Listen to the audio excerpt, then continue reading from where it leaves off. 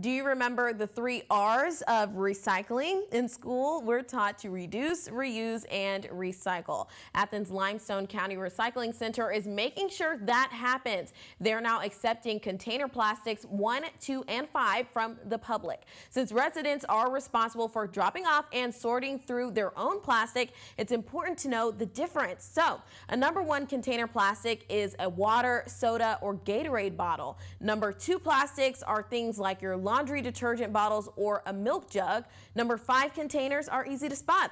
If you've had yogurt or even microwavable mac and cheese, you can recycle those cartons too. The manager of the recycling center wants you to do your part. It is better for the environment. It creates jobs throughout Alabama and throughout the United States and the country. Visit our website for more information on Athens Limestone Recycling Center.